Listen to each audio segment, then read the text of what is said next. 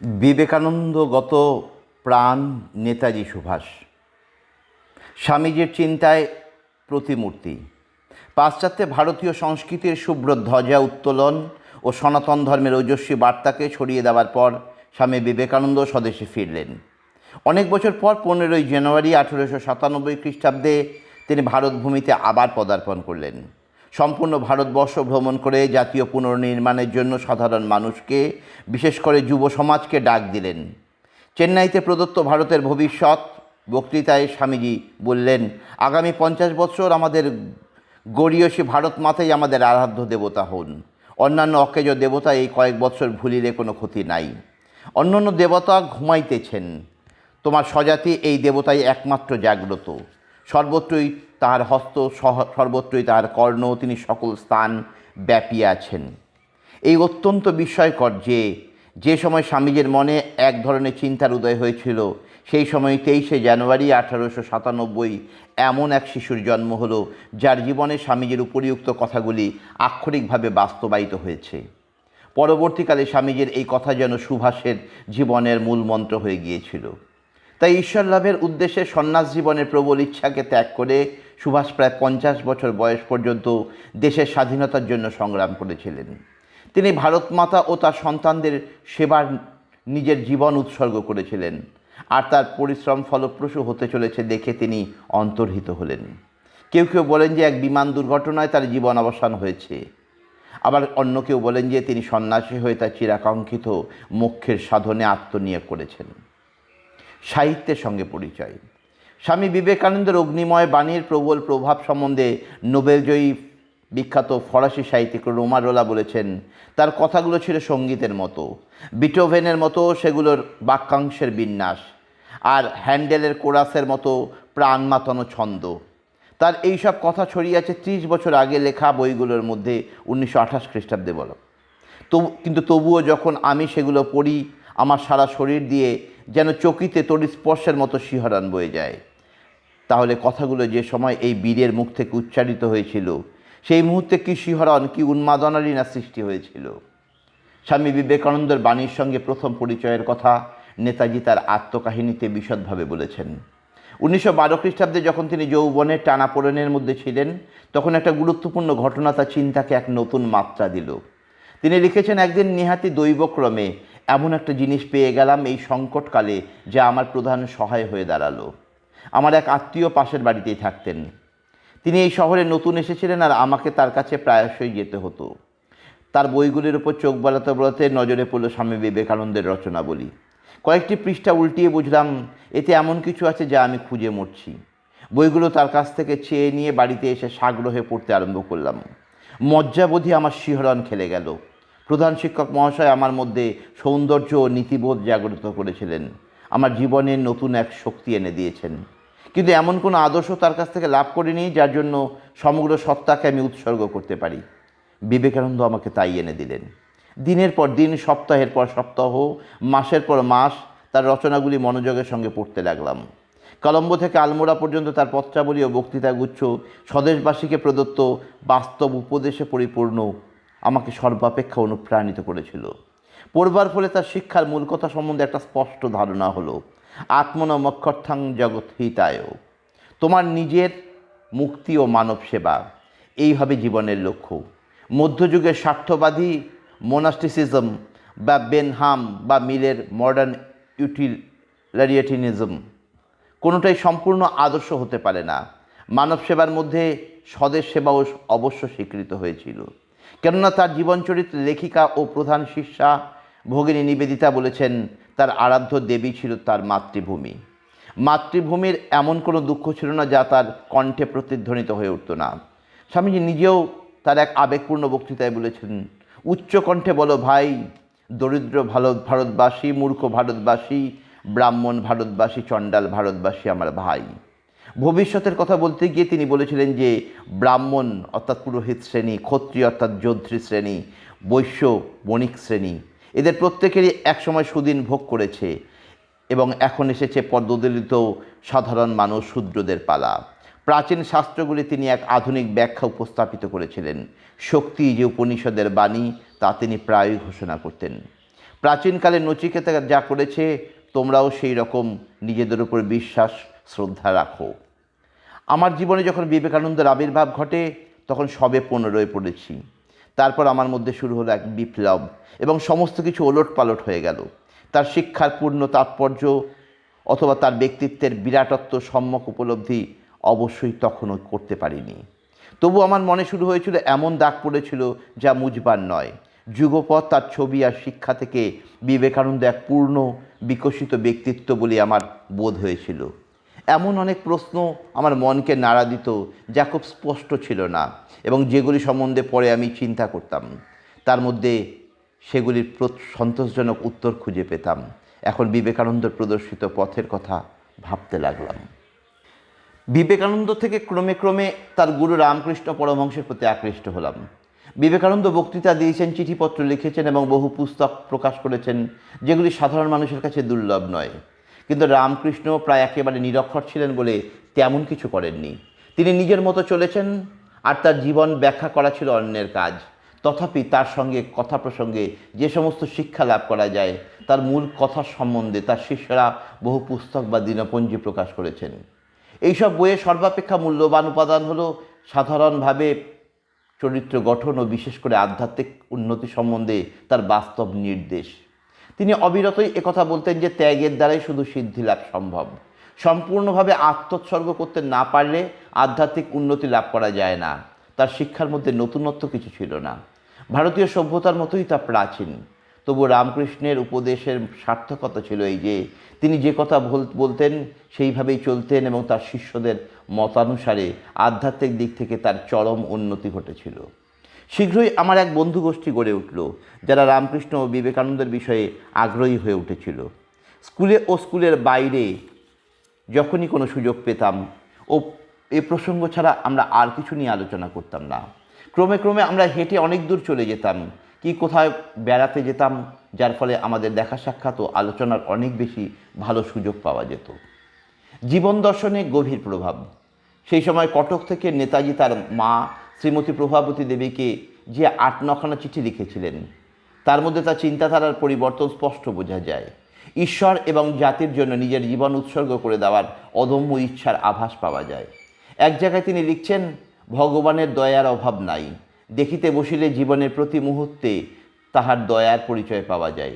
দুঃখে পড়িলে তাহাকে ডাকি, অনেকটা প্রাণ খুলিয়া ডাকি, কিন্তু যেই দুঃখ দূর হইল, যেই সুখের আলোক আসিতে লাগিল, অমনি আমাদের ডাকা বন্ধ হইল আর আমরা তাহাকে ভুলিয়া গেলাম।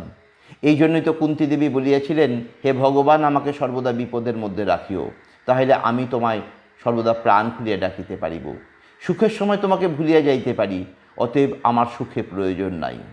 আরেকটি চিঠিতে তিনি লিখছেন, আমরা সংসারের ছাড় বস্তু লইয়া কত অশ্রু ত্যাগ করি, কিন্তু একবারও তাহার উদ্দেশ্যে এক বিন্দু অশ্রু ফেলি না। মা, আমরা যে পশু অপেক্ষাও অকৃতজ্ঞ ও কঠিন হৃদয়। ধিক এই শিক্ষা, যাতে ঈশ্বরের নাম নাই, নিষ্ফল তাহার মানব জন্ম, যাহার মুখে ঈশ্বরের নাম শুনিতে পাওয়া যায় না। এরপর তিনি লিখিয়াছিলেন, তিনি আমাদের সংসার খেলনার দ্বারা ভুলাইয়া রাখিয়াছেন এবং আমাদিগকে মায়াবদ্ধ জীব করিয়া ফেলিয়াছেন। মা সংসারের কাজে ব্যস্ত, ছেলে খেলনা লইয়া খেলিতেছে।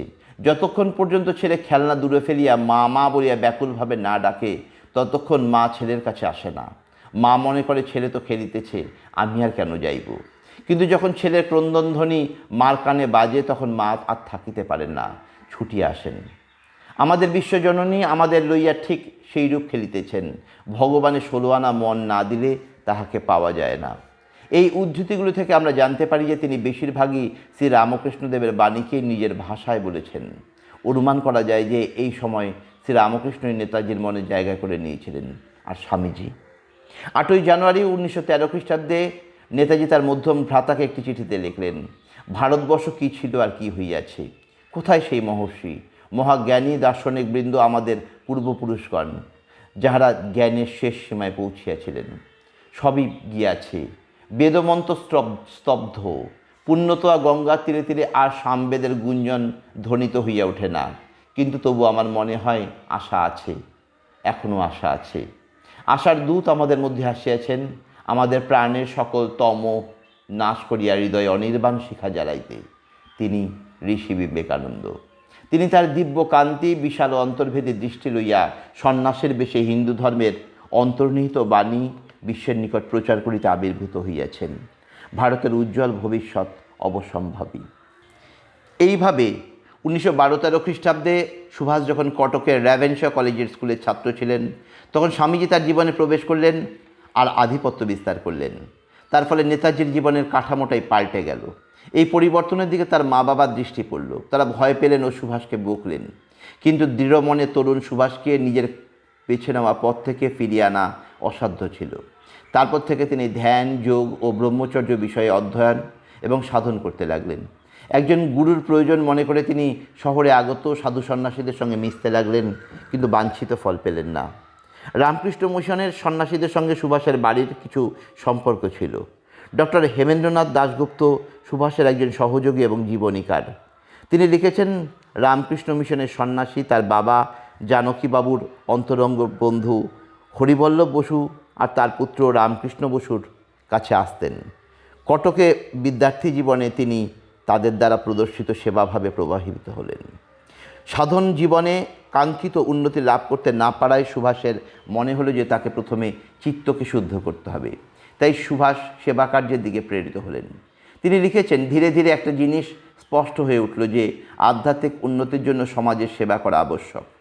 ধারণাটা সম্ভবত বিবেকানন্দের কাছ থেকে এসেছিল, কেননা তিনি মানব সেবার আদর্শ প্রচার করে গেছেন, যার মধ্যে স্বদেশ সেবাও স্বীকৃত হয়েছিল। দরিদ্রের সেবা করার জন্য তিনি কিন্তু প্রত্যেককে নির্দেশ দিয়ে গেছেন, কারণ তার মতে দরিদ্রের বেশি ঈশ্বর মাঝে মাঝে আমাদের মধ্যে আবির্ভূত হন, আর দরিদ্রের সেবাই নারায়ণ সেবা। তখন থেকে দরিদ্র, দুস্থ ও সাধুদের প্রতি তার আচরণ সহানুভূতিপূর্ণ হয়ে উঠল। তিনি মানুষের যথাসাধ্য উপকার করে খুব আনন্দ পেতেন। এছাড়া কিছু বন্ধুর সঙ্গে গ্রামে গিয়ে সেবা করারও চেষ্টা করলেন। কোথাও সাফল্য পেলেন, আবার অন্য কিছু গ্রামে গ্রামবাসীদের অসহযোগিতার দরুন তাকে হতাশ হয়ে ফিরে আসতে হলো। এরপর তিনি বলছেন, আমার স্কুল জীবন যতই শেষ হয়ে আসতে লাগলো, ততই গভীরভাবে বাড়তে লাগলো ধর্মীয় আবেগ। পড়াশোনার গুরুত্ব আর আমার কাছে মুখ্য ছিল না। রামকৃষ্ণ ও বিবেকানন্দের অনুগামী দু একজন ছাড়া সাধারণভাবে আর কোনো শিক্ষক আমাদের মধ্যে এই প্রেরণা সঞ্চার করতে পারেননি। মনকে সংস্কারমুক্ত করার এই কাজে বিবেকানন্দ আমার অনেকখানি সহায়ক হয়েছিলেন। তিনি যে ধর্মপ্রচার করেছিলেন, সেই সঙ্গে যোগ সম্বন্ধে তার ধারণা যুক্তিসঙ্গত দর্শনের ওপর, বেদান্তের ওপর প্রতিষ্ঠিত ছিল, এবং বেদান্ত সম্বন্ধে তার ধারণা বিজ্ঞানের বিরোধী ছিল না, বরং বৈজ্ঞানিক সূত্রগুলিকে ভিত্তি করে ইহা গড়ে উঠেছিল। তার জীবনের ব্রতগুলির মধ্যে একটা ছিল বিজ্ঞান ও ধর্মের সমন্বয় সাধন, এবং তার মতে এটা সম্ভব ছিল বেদান্তের মধ্যে দিয়েই। ধর্ম ও সেবায় তার এই রুচি সত্ত্বেও সুভাষ পড়াশোনায় অবহেলা করেননি। 1913 খ্রিস্টাব্দে কলকাতা বিশ্ববিদ্যালয়ের ম্যাট্রিকুলেশন পরীক্ষায় 10,000 ছাত্রের মধ্যে সুভাষচন্দ্র বসু দ্বিতীয় স্থান পেলেন। প্রথম স্থান পেলেন মিত্র ইনস্টিটিউশনের প্রমথ সরকার। সুভাষের ছাত্র জীবনের সঙ্গে শ্রী দিলীপ কুমার রায় তার স্মৃতিকথায় বলেছেন যে তিনি আরেকজন সহপাঠী নিবারণ কটক থেকে এসেছিলেন। তিনি বলতেন, সুভাষ প্রমথ সরকারকে ছাড়িয়ে যেত যদি ওর মতো বই পোকা হতো, কিন্তু সুভাষ সে কখনো পাঠ্যপুস্তকে মাথা গুঁজে দিতে চেষ্টা করেননি। আমি তোমাকে বলছি, সে সাধু যোগীদের সঙ্গ করে আর স্বামী বিবেকানন্দের বই পড়তে থাকে। উচ্চশিক্ষার জন্য সুভাষকে কটক থেকে কলকাতায় পাঠানো হলো। 16 বছর বয়সে সেই তরুণ কলকাতায় পৌঁছে নিজের ভবিষ্যৎ ঠিক করে ফেললেন। আমি দর্শন নিয়ে গভীরভাবে পড়াশোনা করব, যাতে জীবনের মৌলিক সমস্যাগুলি সমাধান করতে পারি। বাস্তব জীবনে যতটা সম্ভব অনুসরণ করব রামকৃষ্ণ ও বিবেকানন্দকে, এবং কোনো মতেই ব্যবহারিক জীবনের দিকে আমি যাব না। তিনি আরও লিখেছেন, এই দৃষ্টিভঙ্গি নিয়েই আমার জীবনের নতুন অধ্যায়ের সম্মুখীন হয়েছিলাম। সুভাষ কলকাতার প্রেসিডেন্সি কলেজে প্রবেশ করেছিলেন। কলেজে এসেই তিনি সমান ভাবের সহপাঠী খুঁজতে লাগলেন। তিনি জানতে পারলেন যে কলেজে 4 ধরনের বিদ্যার্থী আছে। রাজা, জমিদার, ধনী পরিবার থেকে আসা ছাত্র, এবং তাদের স্যাঙাত ছিল প্রথম বর্গ। দ্বিতীয় বর্গ ছিল বই পোকাদের। তৃতীয় বর্গ ছিল রামকৃষ্ণ বিবেকানন্দ ভাবধারায় ভাবিত ছাত্রবৃন্দ। আর চতুর্থ বর্গ ছিল গোপন বিপ্লবীদের দল। স্বাভাবিকভাবে সুভাষ তৃতীয় বর্গের সঙ্গে যোগ দিলেন। মেডিকেল কলেজের ছাত্র সুরেশচন্দ্র বন্দ্যোপাধ্যায় আর যুগল কিশোর আঢ্য এই দলের নেতা ছিলেন। এই দলের দৃষ্টিভঙ্গি সম্বন্ধে সুভাষ লিখেছেন, রামকৃষ্ণ ও বিবেকানন্দের শিক্ষা সাধারণভাবে এরা অনুসরণ করতেন। তবে আধ্যাত্মিক উন্নতির উপায় হিসেবে জোর দিতেন সমাজসেবার উপর। সমাজসেবা বলতে বিবেকানন্দের অনুগামীদের ন্যায় এরা হাসপাতাল ও দাতব্য চিকিৎসালয় নির্মাণই বুঝতেন না, বরং এদের মতে তা ছিল জাতীয় পুনর্গঠন, প্রধানত শিক্ষাক্ষেত্রে। সুতরাং আমাদেরকে নব্য বিবেকানন্দ গোষ্ঠী বলা যেতে পারত এবং আমাদের প্রধান উদ্দেশ্য ছিল শুধু মতবাদের ক্ষেত্রেই নয়, বাস্তব জীবনেও ধর্ম ও জাতীয়তাবাদের মধ্যে একটা সমন্বয় সাধন করা। এই দলের ছাত্ররা খুব সক্রিয় ও কুশাগ্র বুদ্ধি ছিলেন আর নতুন ছাত্রদের নিজের দলে ভর্তি করতেন। দর্শন, ইতিহাস ও জাতীয়তাবাদের বই পড়ে নতুন চিন্তা খুঁজে বার করতেন। নিজেদের মধ্যে এই চিন্তাগুলো আলোচনা করতেন এবং তৎকালীন গুরুত্বপূর্ণ ব্যক্তিদের সঙ্গে আলাপ করবার চেষ্টা করতেন। এই ছাত্ররা ছুটির সময়ে আধ্যাত্মিক প্রেরণার সন্ধানে হরিদ্বার প্রভৃতি তীর্থ দর্শন করতেন ও জ্ঞান বুদ্ধির উদ্দেশ্যে ঐতিহাসিক স্থানগুলি পর্যটন করতেন। কখনো গুরুকুল, কাঙ্গরি বা শান্তিনিকেতনের শিক্ষা পদ্ধতি অধ্যয়ন করতেন, আর কখনো বেলুড় মঠে গিয়ে বাস করতেন। সেই বছর শীতের সময় ছাত্রদের এই দল কলকাতা থেকে 50 মাইল দূর শান্তিপুরে একটা শিবিরের আয়োজন করে এবং সেখানেই সবাই গেরুয়া কাপড় পরে থাকেন। তখন কলকাতা সমগ্র ভারতবর্ষের জাতীয় রাজনৈতিক মহলে সুরেন্দ্রনাথ বন্দ্যোপাধ্যায় ও শ্রী অরবিন্দ খ্যাতনামা ছিলেন, কিন্তু সুভাষের রুচি ধর্ম ও সেবার মধ্যেই ছিল। তিনি দক্ষিণ কলকাতার একটা সংস্থা অনাথ ভাণ্ডারের কাজের জন্য বাড়ি বাড়ি গিয়ে ভিক্ষা করতে লাগলেন। ছুটির দিনে বাড়ি এলে বন্ধুদের সঙ্গে কলেরা রোগীদের সেবার জন্য 1 সপ্তাহ গ্রামাঞ্চলে ভ্রমণ করতেন। কলকাতা ফেরার পরে তিনি উচ্চকোটির সাধুর সন্ধান করতেন, কিন্তু কোথাও তিনি মনের মতো সাধু পাননি।